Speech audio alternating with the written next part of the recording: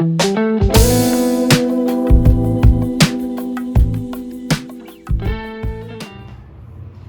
selamat datang di Pokestra, podcastnya Administrasi Negara. Bersama saya, Laila Rahwati, tuan rumah Pokestra. Pada hari ini kita telah kedatangan bintang tamu yang sangat spesial. Selamat datang Kak Vira. Gimana nih Kak Vira kabarnya? Alhamdulillah baik Kak. Gimana Kak kabarnya? Alhamdulillah baik juga. Iya. Kak Vira, sebelum kita ngomong banyak, kedepannya mau nanya, mau tahu dulu nih background Kak Vira. Mungkin Kak Vira bisa cerita gitu tentang backgroundnya, mungkin dari nama, kemudian tinggalnya di mana, terus sekarang pendidikannya di mana gitu. Oke, kenalan dulu gitu ya Kak Iya, ya. boleh. Baik, perkenalkan nama saya Vira Yusafila. Tempat tinggal di Purbolinggo, Lampung Timur. Iya. Nah, sekarang saya masih menjadi mahasiswi di Diploma 3 Perpustakaan Fisip Unila Kak. Oh, berarti kita satu alma mater ya di Iya, Fisip Unila ini. Fisip juga.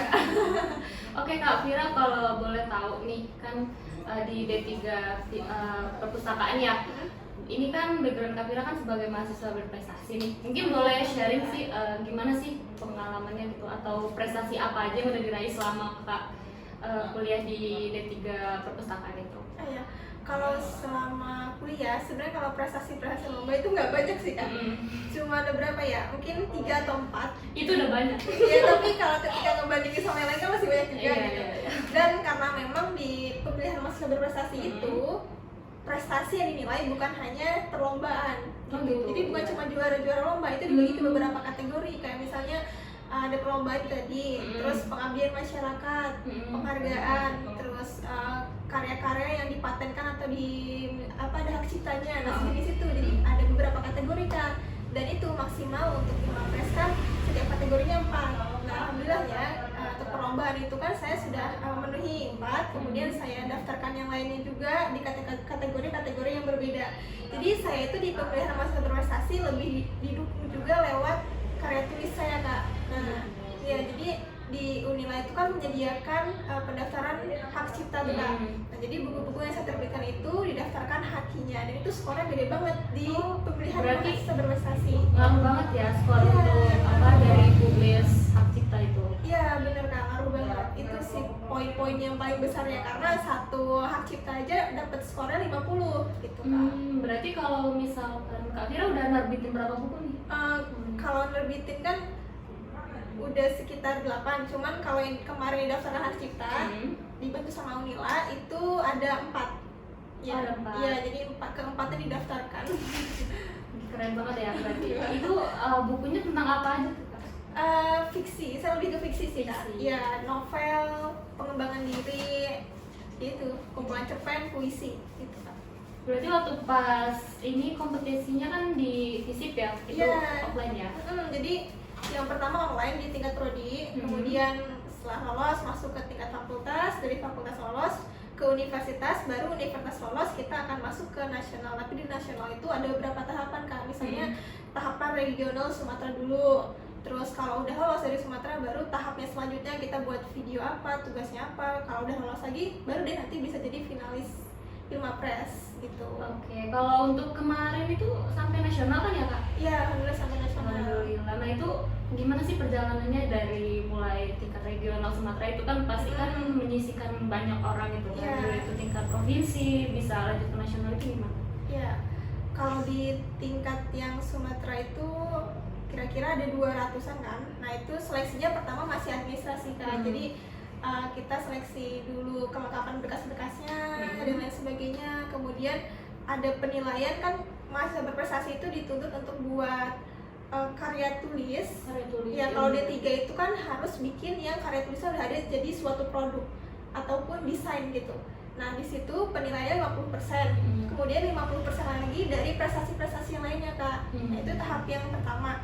Terus untuk tahap yang berikutnya itu membuat video pidato bahasa Inggris tentang SDGs. Nah, itu kita buat tapi harus berbeda dengan tema dari karya ilmiah kita. Gitu. Berikutnya kalau udah lolos lagi, baru kita membuat poster deskripsi diri dan poster tentang karya ilmiah kita. Baru deh masuk ke tahap jadi finalis Pilmapres. Kalau untuk karya tulisnya itu kemarin tentang apa? Tentang ini Kak, video diseminasi informasi yang isinya itu enkapsulasi arti vital. Jadi selama yang kita tahu ini kan dari kecil tuh ya, dari kecil kita tahunya kalau ijazah, akte kelahiran, semuanya itu kita rawat dengan cara laminating. Iya, betul. Nah itu sebenarnya salah karena keotentikan arsip itu dilihat ketika bukti aslinya, nggak ada penghalang apapun gitu. Jadi kalau dilaminating itu diragukan keasliannya. Nah bahkan ada suatu institusi yang kalau kita mau daftar untuk keperluan apa gitu ya, itu ketentuannya adalah dokumen jangan dilaminating. Sedangkan kalau dokumen kita udah dilaminating, ketika kita buka itu pasti nempel, rusak. Karena selama ini kan mikirnya kalau misalkan dokumen penting itu kan dilaminating biar nggak rusak kan, biar kejaga keasliannya. Tapi ternyata selama ini salah. Iya salah. Sebenarnya harus mengenkapsulasi arsip itu tadi. Dan enkapsulasi ini sebenarnya kan udah ada tuh Kak. Sayangnya kan masyarakat belum pada tahu. Nah, akhirnya saya menggerakkan untuk membuat suatu produk, itu produk video untuk saya sebarkan hasil kolaborasi dari Prodi Perpustakaan dengan Dinas Perpustakaan Kearsipan Provinsi Lampung yang dibantu oleh Unila TV juga dalam pembuatannya. Jadi ada cara lain untuk mengarsipkan ini ya, berkas-berkas. Iya, untuk melindungi arsipnya itu. Kalau untuk SDGs-nya apa tuh yang tema SDGs kemarin yang diangkat yaitu tentang iklim. Iya, tentang iklim. Beda jauh ya dari arsip iklim. Kalau iklim apa tuh ininya yang bikin Kak Fira tertarik? Sebenarnya kan kalau dari iklim kita lebih ke sumber daya yang bisa diperbarui waktu itu kita angkatnya. Itu berdasarkan dari budaya lokal. Jadi kita ngambil kebiasaan masyarakat lokal itu. Seingat saya ada yang di Jogja, nah itu udah ada pemanfaatan energi listrik menggunakan tenaga air Kak, kayak gitu. Nah itu jauh lebih murah, kayak gitu. Intinya seperti itu. Dan ada dari kearifan lokal mana lagi? Saya lupa satu lagi. Intinya saya mengangkat 2 sih dari situ. Jadi tentang mengubah energi air menjadi energi listrik. Iya, jadi itu. Oke, itu di tingkat regional ya? Iya. Di tingkat regional, kemudian jadi juara 1? Enggak, jadi gimana? Ada beberapa yang lolos, langsung masuk ke berikutnya gitu. Oh gitu, jadi dikirim ke provinsi itu ada berapa orang dari? Kalau ini saya nggak tahu ya per provinsi, tapi kami bukan per provinsi bukan Kak. Tapi jadi ketika kita sudah mewakili UNIF, yaitu udah akan diseleksikan dengan se-Sumatera itu tadi. Baru deh kalau udah videonya lolos, terus yang tadi prestasi dan karya ilmiahnya udah bagus nilainya, kita langsung masuk ke yang finalis itu dengan yang nasional.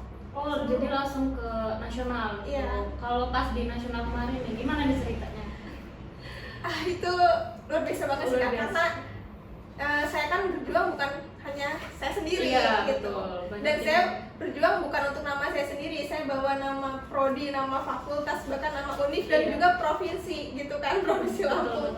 Dan dari situ jadi saya prosesnya punya dukungan yang banyak banget dari Bapak Ibu dosen pembimbing saya, dari Bapak Ibu dekan dari fisik juga yang membantu saya mempersiapkan diri jauh-jauh hari sebelum tahap final itu ada. Bahkan sebelum tahap pembuatan poster itu ya Kak ya, saya malah sudah dipersiapkan dulu bahan-bahan untuk poster itu apa aja. Iya, jadi udah disiapin dulu Kak, padahal belum pengumuman sama lolos atau enggak itu. Jadi kadang memang benar-benar ya dukungannya. Iya, itu dia. Jadi waktu itu udah dibuat, terus saya sempat merasa ini juga sih, takut banget ini, udah disiapin dari sekarang, yakin gak sih lolos gitu kan?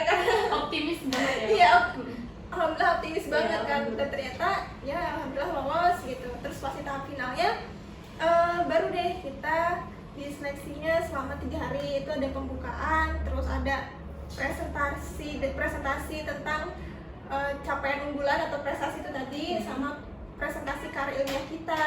Terus juga kita studi kasus, diskusi dengan teman-teman yang lainnya, kemudian tes wawasan kebangsaan seperti itu, termasuk kayak secara nggak langsung kita dites juga terkait mental kita gitu kan. Mental gimana gitu. Maksudnya jadi lewat pertanyaan. Ada pertanyaan. Jadi kita untuk jawab pertanyaan-pertanyaan gitu, pilihan ganda gitu. Iya, pilihan ganda. Nah, Kak Fira kan udah cerita banyak nih ya tentang pengalaman, terus perjalanan bisa sampai jadi mahasiswa berprestasi yang udah ikut lomba di tingkat nasional. Sebenarnya apa sih motivasinya Kak Fira gitu untuk bisa coba nih ikutan ini gitu? Motivasinya ya. Sebenarnya dulu pas SMA sempat lihat-lihat juga kan di TV, ngeliat berita kayak gitu ada lomba mahasiswa berprestasi, cuman keinginan aja sih di dalam hati gitu. Terus pas kuliah juga ngelihat kakak tingkat ikut Filmapres gitu kan, ya intinya sih saya pengennya karena menambah pengalaman Menambah gitu, pengalaman. dan relasi, karena kan itu yang kita butuhkan selain lewat organisasi tentunya kayak gitu.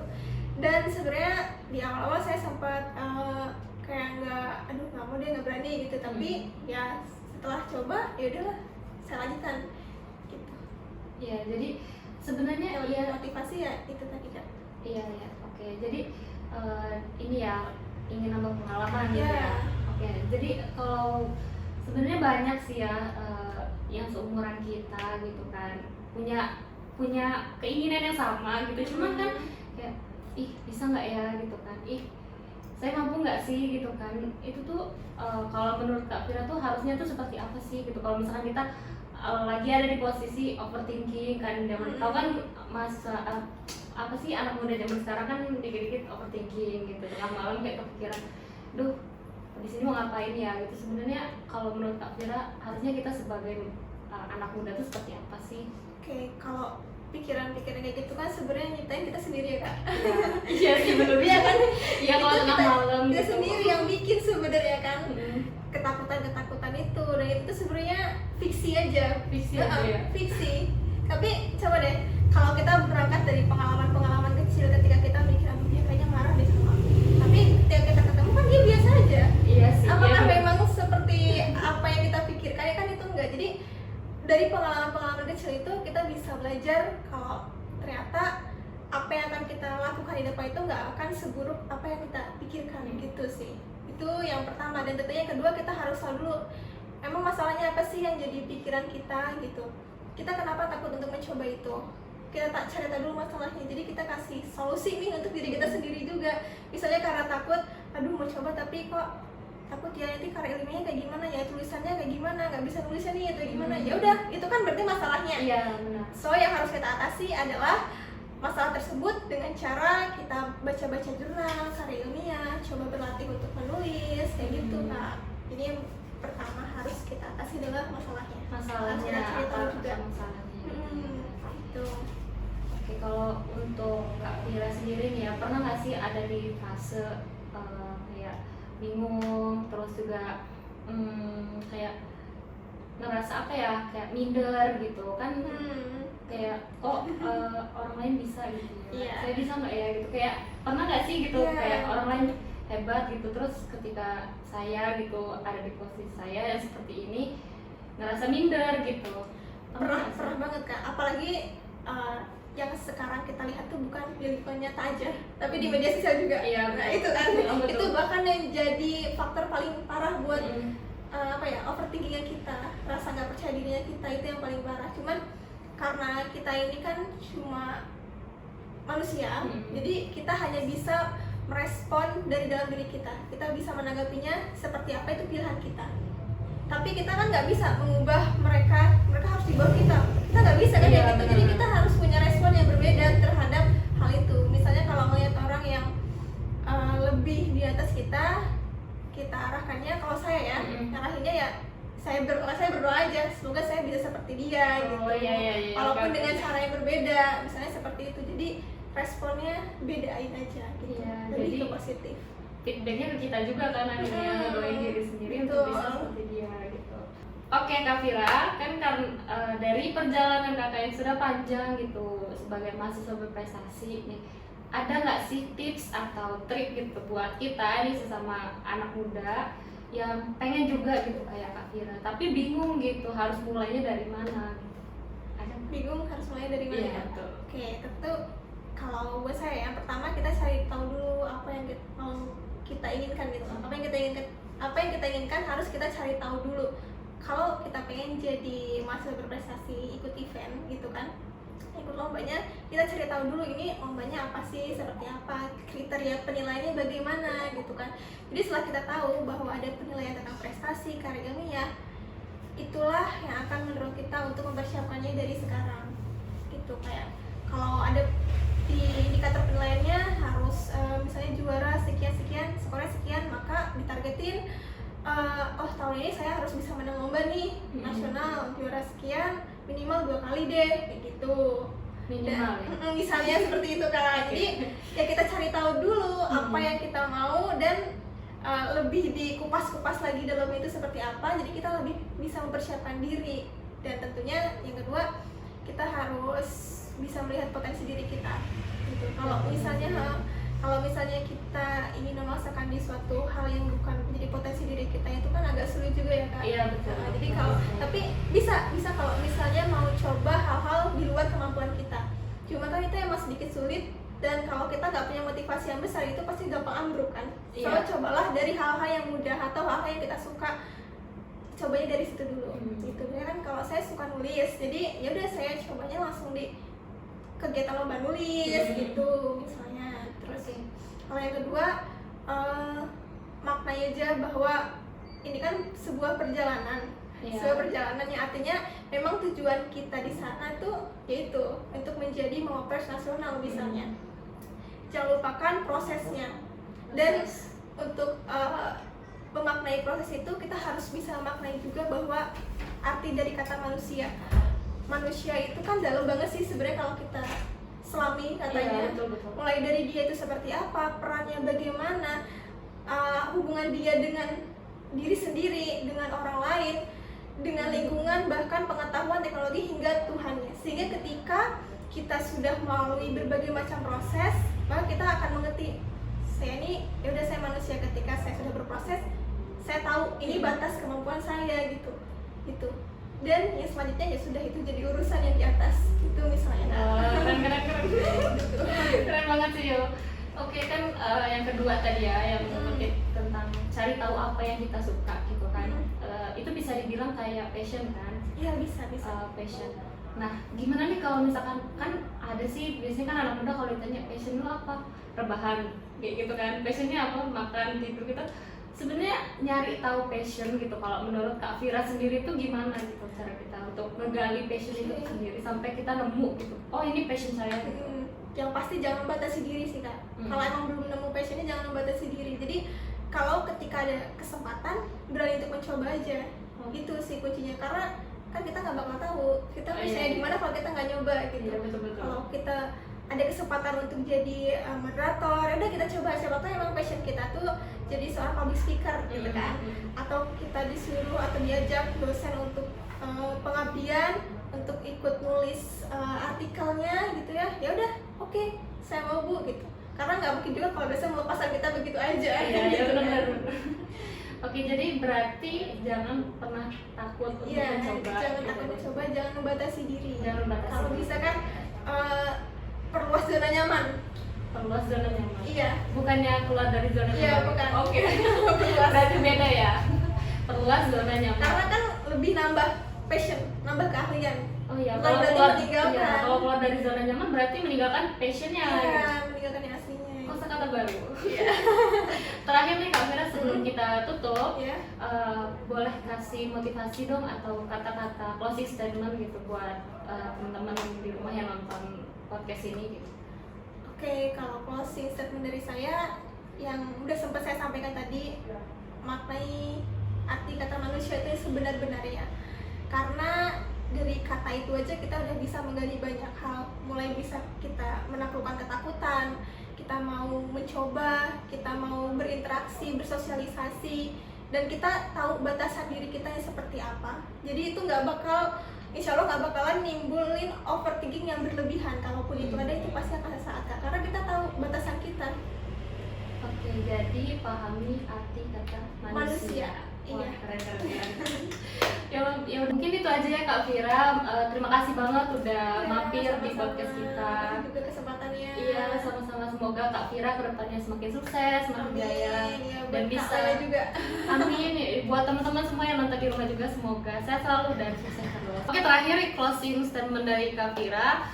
Jangan lupa untuk memaknai arti dari manusia supaya kita tidak makin matang, makin bimbang. Mungkin hanya itu yang bisa di-sharingkan pada episode pertama kita hari ini. Jangan lupa untuk nantikan episode-episode kita di podcast selanjutnya. Selamat mendengarkan dan bye-bye.